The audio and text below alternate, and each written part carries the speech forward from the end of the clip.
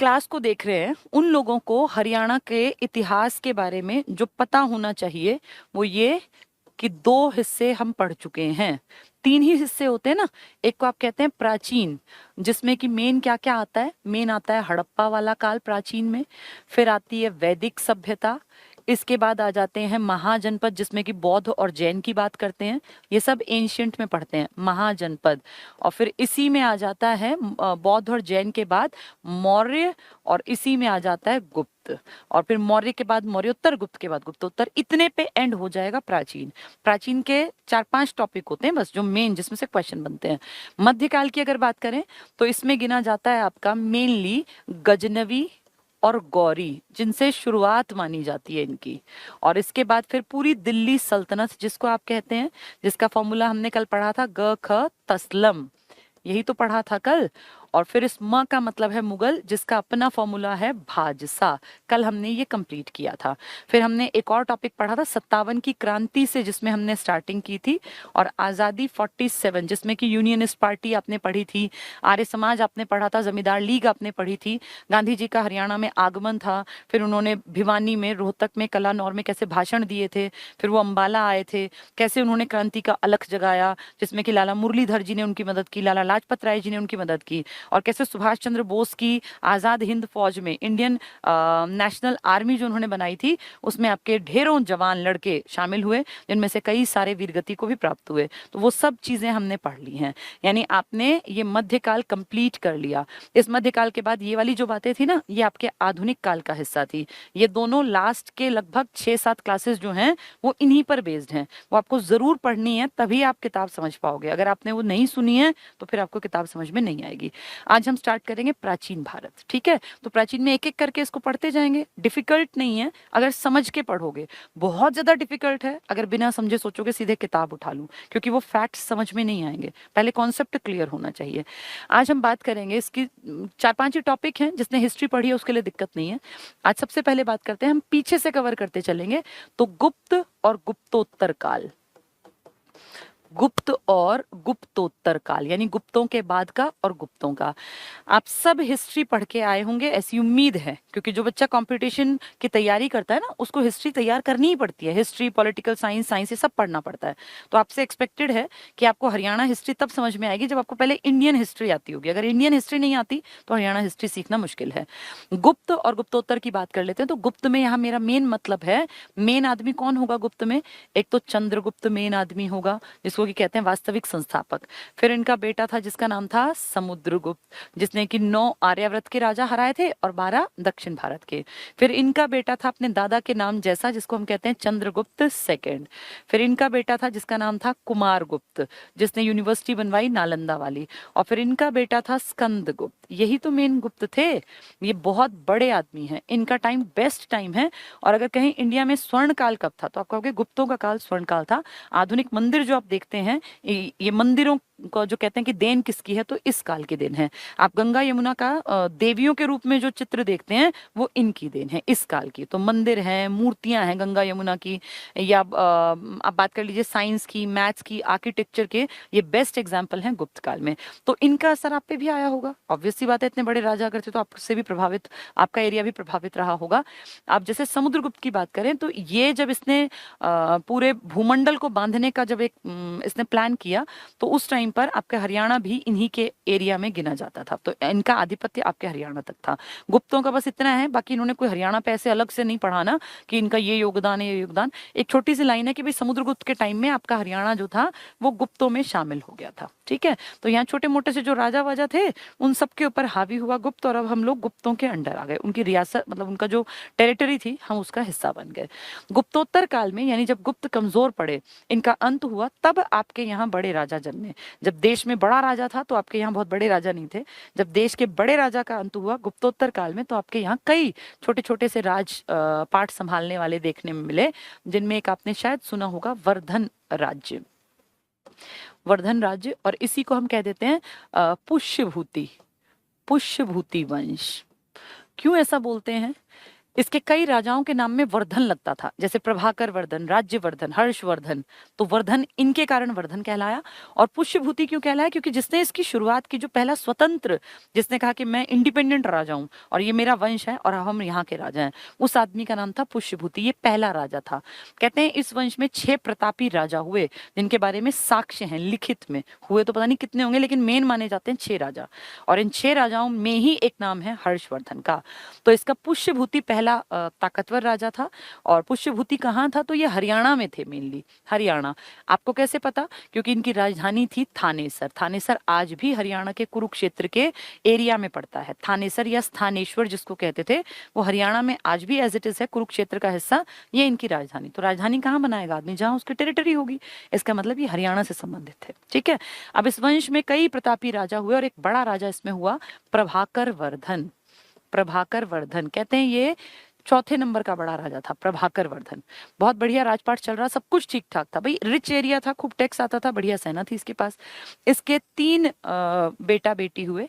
इसका एक बड़ा बेटा था जिसका नाम था राज्यवर्धन। ये वर्धन साम्राज्य इसीलिए कहलाता है, इनके नामों में वर्धन था। दूसरे का नाम इसने रखा छोटे बेटे का हर्षवर्धन। और इसने अपनी बेटी का नाम बेटे जैसा नाम रखा राज्यश्री। ये इसकी बेटी थी। इनकी टेरिटरी जो थी, कहाँ के राजा थे ये? थानेसर। यानी आप ये मान लो कि जो आपकी यमुना नदी है ना, इसके आसपास की टेरिटरी इनकी थी। यमुना से इस तरफ का एरिया मेनली इनका था, जिसको आप कहते हैं हरियाणा पंजाब का इलाका। तो वो उस पर इनका प्रॉपर्टी राइट था। ठीक है।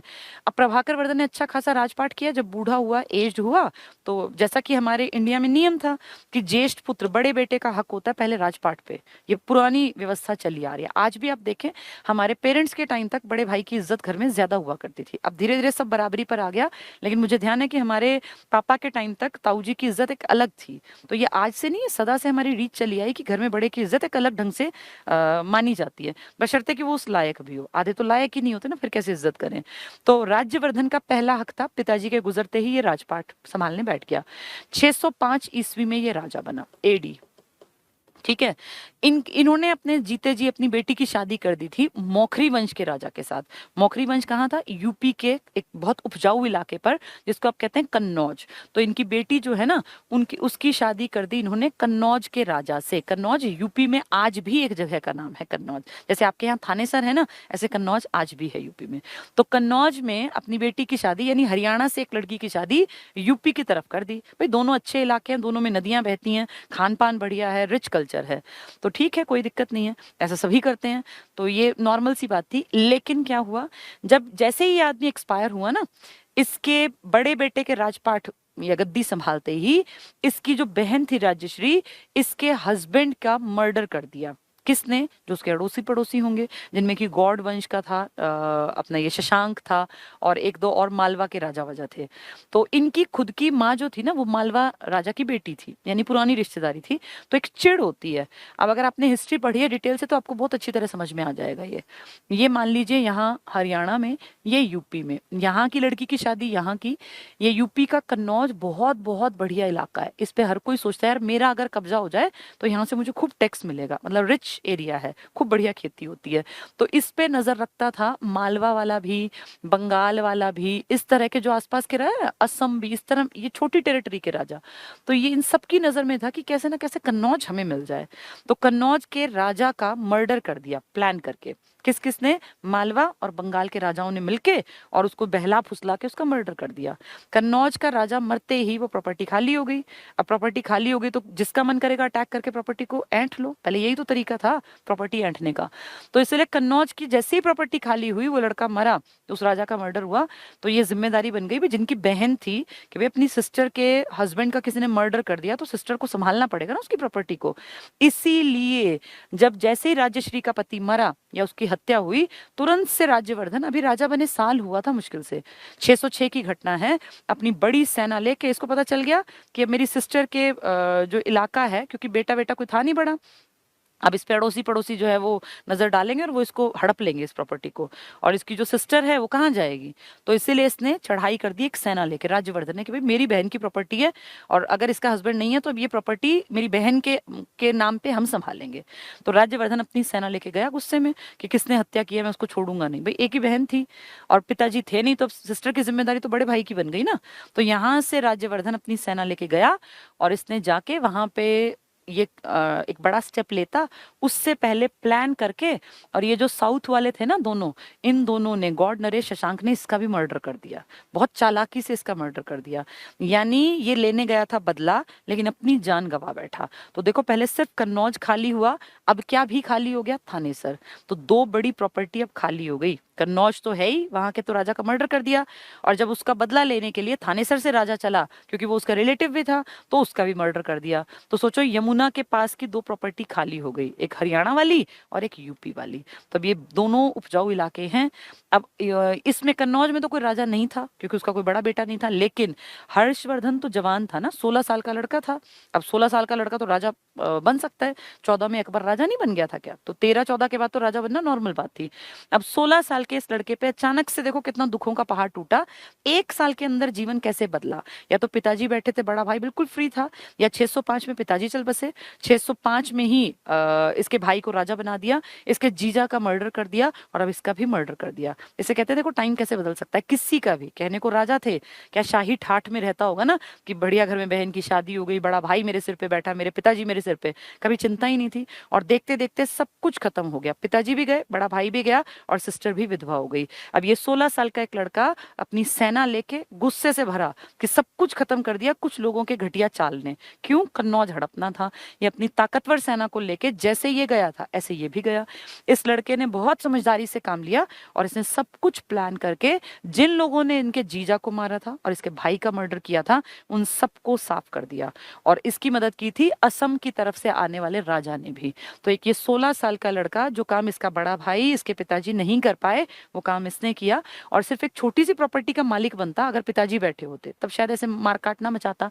लेकिन अब इसने पूरी टेरिटरी पे अपना कब्जा जमा लिया, और पिता और भाई के मर्डर के बाद इसके अंदर इतनी स्ट्रेंथ आ गई कि सब कुछ मुझे अब अपने अंडर लेना है। और अपने अंडर लेने के लिए थानेसर में अकेला नहीं बैठा रहेगा, ये अपनी राजधानी शिफ्ट करेगा कन्नौज में। और जो इसकी बहन थी ना, वो सती होने के लिए चली गई थी विंध्याचल पहाड़ों में। तो अपनी सिस्टर को भी इसने ढूंढवाया, पकड़ के लाया, और कहा जब तक तेरा भाई, छोटा भाई जिंदा है, तुझे चिंता करने की जरूरत नहीं है, सारी प्रॉपर्टी अब हमारी है, और जो तेरा हिस्सा था वो एज इट इज दे रहा है। लेकिन अब उस पर राजपाट तो बहन तो नहीं कर सकती ना, उस टाइम औरतों को इतना ज्ञान नहीं था। तो इसलिए राजा के रूप में काम किसने किया? खुद हर्षवर्धन ने। तो पहली राजधानी थानेसर थी, दूसरी राजधानी क्या बना दी इसने? कन्नौज। और फिर कन्नौज ही मेन बन गई। इस पूरी टेरिटरी का मालिक अब हर्षवर्धन है, उत्तर भारत का अंतिम हिंदू सम्राट। कल मैं दिल्ली का अंतिम हिंदू सम्राट कह रही थी, वो कौन था? वो था हेमचंद्र विक्रमादित्य। आज मैं कह रही हूँ उत्तर भारत का अंतिम हिंदू सम्राट, क्योंकि इसने नॉर्थ इंडिया के बड़ी बेल्ट पर कब्जा किया। हरियाणा, यूपी और पूरा ये अपना एमपी वाला इलाका और बंगाल तक का इलाका, पूरी बेल्ट इसकी थी। कितना टैक्स आता होगा, कितना बढ़िया इसका कामकाज था। अब इस बढ़िया कामकाज, बढ़िया टैक्स, बढ़िया सेना के चक्कर में इसकी हिम्मत बढ़ गई, और नर्मदा नदी के तट पर पहुंच गया कि साउथ की तरफ भी चलना चाहिए। क्या पता जैसे यहाँ का राजा हूँ, साउथ वाले भी मुझे एक्सेप्ट कर लें अपना राजा, टैक्स बढ़ जाएगा, बड़ी सेना बन जाएगी। क्योंकि इससे पहले गुप्तों ने तो ऐसे एग्जाम्पल सेट कर रखे थे ना। जैसे ही अपनी सेना लेके कन्नौज से नर्मदा नदी के तट पे पहुंचा, नर्मदा के नीचे एक इलाका था जहां पुलकेशियन द्वितीय राज कर रहा था। पुलकेशियन राजा का नाम है, पुलकेशियन सेकंड, ये राज कर रहा था। और पुलकेशियन द्वितीय चालुक्य राजा था। चालुक्यों की अलग अलग शाखाएं थी। आप लोगों ने हिस्ट्री अगर पढ़ी होगी, जो मैंने पढ़ा रखी है, तो चालुक्य को मैंने डिटेल से समझाया है। इनकी चालुक्यों की राजधानी बादामी थी, वातापी वाले थे, वेंगी वाले, कई चालुक्य थे ये। तो पुलकेशियन द्वितीय चालुक्य राजा था। अब इसको लगा कि यार ये तो ऐसे ऊपर वाला राजा ऐसे आएगा, नीचे सबको भ्रष्ट कर देगा, सब जगह अपना जो है मारकाट मचाएगा, तो इसको रास्ते में ही रोकना चाहिए, अपनी टेरिटरी में नहीं घुसने देना चाहिए। इसीलिए चालुक्य नरेश पुलकेशिन द्वितीय अपनी सेना के साथ पहुंच गया नर्मदा नदी के तट पर। और जैसे ही वो वहां से सेना लेके आया, दोनों में भयंकर युद्ध हुआ। इस युद्ध में पुलकेशिन द्वितीय, जो कि साउथ इंडिया से आया था, एक छोटे से इलाके का राजा, ये जीत गया। और हर्षवर्धन, जो उत्तर भारत का प्रतापी सम्राट था, जिसने गौड़ नरेश और ये मालवा और सबको अपने अंडर ले रखा था, ये हार गया। अब इतना बड़ा बड़ा राजा हारा, छोटा सा राजा जीता, बड़ा राजा इस बात को सबके सामने छिपाएगा, इसीलिए उसने कुछ नहीं बताया किसी को, मतलब लिखवाया नहीं। लेकिन जो छोटा राजा जीता, इसने एक अभिलेख लिखवाया एक चट्टान पर, और इसने मेंशन किया कि कैसे हमारे एरिया पर नजर डाली थी प्रतापी सम्राट, जिसका नाम क्या था, हर्षवर्धन, लेकिन हमने कैसे उसको हरा दिया। तो 634 के आसपास ये युद्ध लड़ा गया, जिसके बारे में उसने नहीं बताया, इसने बताया, साउथ इंडिया वाले ने। और इस तरह से हर्षवर्धन उत्तर भारत तक सीमित रह गया, दक्षिण भारत में इसकी विजय पताका नहीं फहरा पाया। इस टाइम पर, हर्षवर्धन के टाइम पर, एक आदमी घूमने आता है चीन से, जिसका नाम है हुएन सांग। अभी पेपर में, संडे वाले में ये पेपर में आया था, इसको ज्वेन जांग लिख दिया था, ज्वेन जांग। अब ये हुएन सांग और ज्वेन जांग एक ही आदमी है, ह से हर्षवर्धन, ह से हुएन सांग, हुएन सांग ही ज्वेन जांग बन गया। एग्जाम में यही लिखा आया था हिंदी में। तो हुएन सांग जब आया इसके टाइम में, तो किसका राज था यहाँ, हर्षवर्धन का। ये कई लंबे टाइम तक, 10-11 साल तक यहाँ रहा, और इसने फिर हर्षवर्धन के टाइम के बारे में बहुत सारी बातें लिखी। ये हर्षवर्धन के टाइम में आने वाला दूसरा चीनी बड़ा आदमी है। ये पहला आया था बहुत पहले, जो चंद्रगुप्त सेकंड के टाइम में आया था, जिसका नाम था फाहियान। उसने एक किताब लिखी थी फूको की या फोको की। और अब ये आया है हर्षवर्धन के टाइम में, जिसका नाम है हुएन सांग, इसने लिखी सी यू की। तो ये 2 किताबें हैं, एक फोको की और एक सी यू की। फ वाली फाहियान ने लिखी है, जो चंद्रगुप्त सेकंड के टाइम में आया था, विक्रमादित्य के टाइम में, जिसका टाइम बेस्ट टाइम था, और अगर कहें तो स्वर्ण काल था। वो गुप्तों की बात कर रहे थे। अब गुप्तों के बाद हर्षवर्धन आया है गुप्तोत्तर में, जिसके टाइम में घूमने आया कौन, ह से हुएन सांग, जिसकी किताब है सी यू की। ठीक है, तो इस तरह से हर्षवर्धन की कहानी है। फिर हर्षवर्धन 606 में राजपाट संभालने बैठा था, और काफी लंबा राज करके 647 में इसकी डेथ हो गई। इसकी डेथ के बाद कोई बहुत प्रतापी राजा उत्तर भारत में देखने को नहीं मिला, और धीरे धीरे करके फिर ये जैसे छोटे राजाओं की बात करें तो हमने कल जो पढ़ा था अपने यहाँ पे, ये था ना अपना, क्या नाम था इसका, अनंगपाल तोमर। और फिर तोमरों ने, अजयपाल ने, जयपाल ने, कई लोगों ने काम किया। और फिर उनके बाद आ गए थे ये अपने चौहान वंश के, अरुणोराज हमने पढ़ा था कल, फिर अपना ये पृथ्वीराज चौहान, और फिर इनके टाइम में अटैक हुआ था गौरी का। तो गजनवी गौरी 2 आदमी आए हैं विदेश से। गजनवी के टाइम में अपने यहाँ पे तोमर राज कर रहे थे, जिन्होंने दिल्ली बसाई थी, ढिल्लिका के नाम से, अनंगपाल तोमर, जिसने फरीदाबाद का अनंगपुर डैम बनाया था, बांध। और फिर दोबारा जब वो लोग बड़े लेवल पर आए, जो गौरी वाले थे, तो उस टाइम आपके यहाँ पे तोमरों को हरा के चौहानों का राज था। ठीक है, ये सब चीजें आपको अब पढ़नी है, पढ़ के ये सब समझ में आ जाएगा। चलिए आगे बढ़ते हैं। अब मैंने आपको हर्षवर्धन ना हिस्ट्री में भी पढ़ाया हुआ है, और हर्षवर्धन की 3 इंपॉर्टेंट किताबें हैं। हर्ष को क्या क्या पसंद था, नाग और रत्न प्रिय थे, तो नागानंद, रत्नावली और प्रियदर्शिका 3 किताबें हैं। हर्ष के टाइम की सारी जानकारी तुम्हें मिलती है। एक आदमी था इसके दरबार में जिसका नाम था बाण भट्ट, जिसने हर्ष चरित नाम की किताब लिखी, जिसमें 8 अध्याय लिखे। 3 अध्यायों में इसके पूर्वज, क्योंकि ये तो मेन तो लास्ट था ना, ये इसमें 6 बड़े राजा थे। तो हर्षवर्धन के बाद कोई बड़ा राजा नहीं था, वर्धन साम्राज्य लगभग समाप्ति की तरफ था। तो उसमें इसके पिताजी चौथे थे, ये छठा था। इनके बीच में इनका भाई आया था बड़ा, राज्यवर्धन। तो जो इसके पूर्वज है ना, उन सब के बारे में 3 चैप्टर हैं, और इसके अकेले के बारे में 5 चैप्टर हैं। तो कितने अध्याय हैं, 8 अध्याय। ठीक है, चलिए प्राचीन इतिहास आज से शुरू हो रहा है। कल हमने मध्यकाल पढ़ा था। ये देखो, गुप्त काल और गुप्तोत्तर काल, यानी गुप्तों के बाद का काल, जिसमें कि हर्षवर्धन भी दिखाई देगा। ठीक है, ये देखो 5th चैप्टर जो है ना, ये प्राचीन इतिहास का है। मध्यकाल कंप्लीट हो गया, आधुनिक पूरा हो गया, आज हम प्राचीन शुरू कर रहे हैं। प्रयाग प्रशस्ति, क्या है ये प्रयाग प्रशस्ति?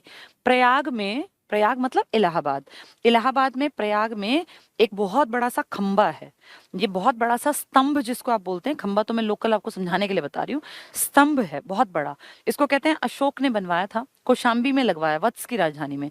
बाद में इसको समुद्रगुप्त के टाइम पे उखड़वा के वहां से, कौशाम्बी से, और ले गए प्रयाग में। और समुद्रगुप्त का एक आदमी था जिसने इसके ऊपर प्रशस्ति लिखी, अच्छी बातें, बड़ाई लिखी अपने समुद्रगुप्त राजा की। कौन था वो? हरिशेन। हरिशेन बहुत बड़ा कवि था, तो अपने राजा का बखान करते हुए उसने लिखा कि हमारे राजा ने जो कि ये लिच्छवी दौहित्र हैं। इन्होंने 9 आर्यावर्त के राजाओं को हराया, 12 दक्षिण के राजाओं को हराया और 12 राजाओं को हरा के इन्होंने मोक्ष अनुग्रह की नीति अपनाई। ग्रहण मोक्षानुग्रह, इसका मतलब इन्होंने उनको जीता, फिर उन पे दया करके उनको छोड़ दिया। तो अपने राजा की बड़ाई करने के लिए प्रयाग में प्रशस्ति, प्रशस्ति मतलब बड़ाई के बारे में उस चट्टान पे लिख दिया, उस खंबे पे लिख दिया। उस खंबे को जिसको कि बनवाया था कभी अशोक ने कौशाम्बी में, वहां से उखड़वा के लाए ये लोग, कहाँ, प्रयाग में। और क्योंकि उस पे बड़ाइयां लिखी हैं तो नाम पड़ गया प्रयाग प्रशस्ति। ठीक है, चलिए। प्रयाग प्रशस्ति में प्रमाणित होता है कि गुप्त शासक समुद्रगुप्त ने यौधेय गणराज्य को गुप्त साम्राज्य में शामिल कर लिया। यौधेय कौन है? यौधेय का मतलब समझ लो, आपकी 2 नदियां, आपको नदियों वाला टॉपिक आना चाहिए, एक तो यमुना और एक आपकी ये घग्गर। इन दोनों के बीच के हिस्से में आ जाओ, यानी प्रॉपर ऊपर से नहीं, पंचकुला छोड़ दो, अंबाला छोड़ दो, नीचे की तरफ से कुरुक्षेत्र से स्टार्ट